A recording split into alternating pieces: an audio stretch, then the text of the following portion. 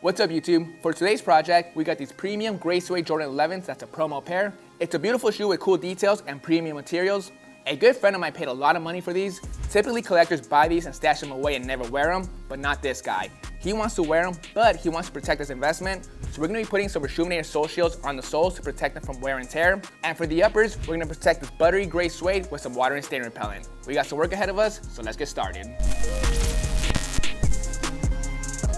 If you guys haven't already, subscribe to our channel. We drop weekly content. Before we get into the socials, let's talk about these sneakers. These are from 2016 and it's a promo pair with beautiful materials. This is some of the softest suede I've ever seen on a Jordan 11. A couple more details I want to point out is the lack of branding. Right on the tongue in the middle, there's a strip. Usually it has a Jumpman that says Jordan Jumpman. However, this one's completely blank. On the back panel, there's no 23. And for the side, the Jumpman's embossed. The only other Jumpman on the shoe is on the sole.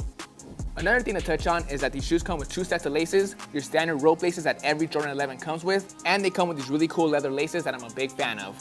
A couple final details I want to show you guys are these insoles. I'm a big fan of Nike and Jordan whenever they do this quilted pattern stitching on the insoles. It just screams premium and they're really comfortable. And last but not least, we got these off-white shoe horns and this beautiful white suede dust bag. The owner bought these with the intent to wear them.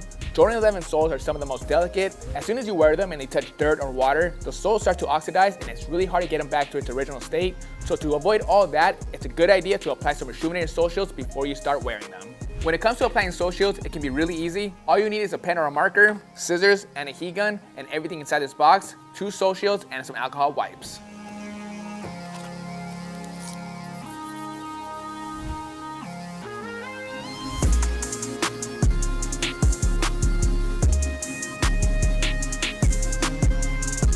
Soles are all prepped, but before we apply the sole shields, I was thinking about it. These shoes are from 2016, so naturally there is some oxidation, not because of wear, but because of time, and it's gonna happen to all shoes.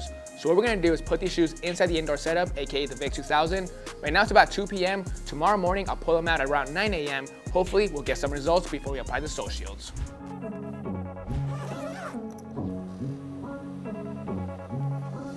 Alright, it's 9 a.m. the next morning. We got the shoes out of the Vick 2000, and I gotta say, putting them in the indoor setup was a smart move. Just simply by putting the shoes in the Vick 2000 for 19 hours straight, no chemicals, just 4,500 watts of UV rays beaming on the shoes did all the work.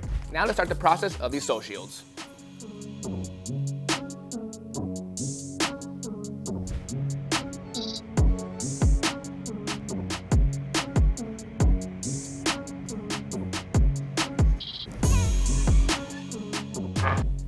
Don't worry about the trace job, we'll make it work. It's ready to be cut out. Usually what I do is cut right outside the line to have extra sole shield to wrap around the sole when I apply it.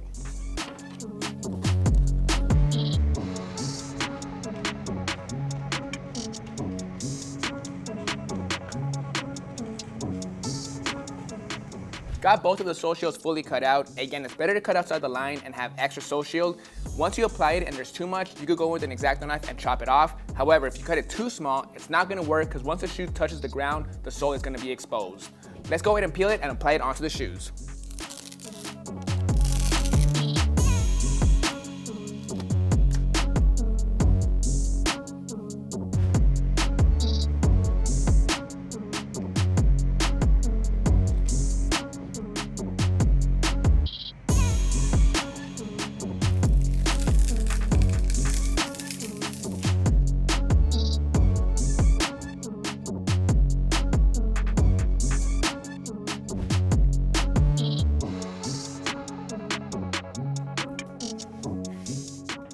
Sole shields are applied, now we need some heat to activate the adhesion. You want to use a heat gun and not a blow dryer because the blow dryer does not give enough heat. Now let's bust out the Uzi to warm these up.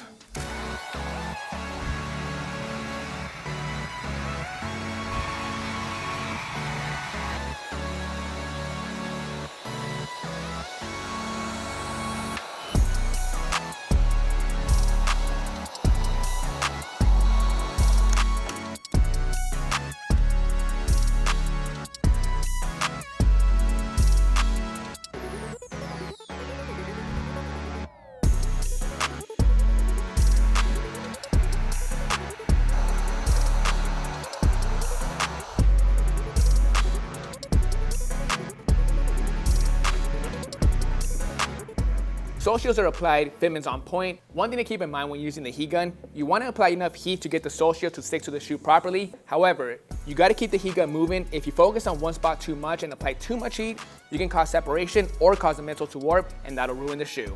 Another thing I was doing using my fingers and this metal object, as the sole shield was hot, I was going in between the grooves to make sure the sole shield was in there. That's going to give the sole shields a longer lifespan. The last detail we got to take care of for these sole shields, if you have any excess sole shield where we don't want it, such as the midsole or the carbon fiber, you can go in with the sharp X-Acto knife to chop it off. Let's do that now.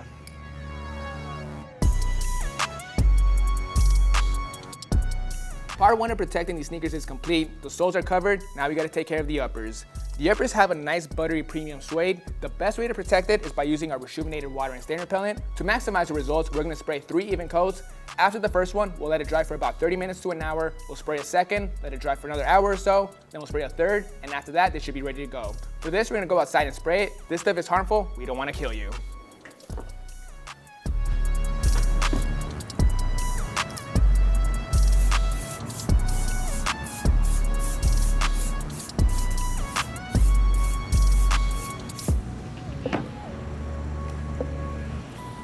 All done protecting these premium promo Jordan Suede 11s. This is a beautiful shoe with great materials that deserve to be protected. We used our water and stain repellent to protect the upper. Now if anything spills on it such as liquid, it'll bounce right off, or if they get dirty, it'll be really easy to clean up.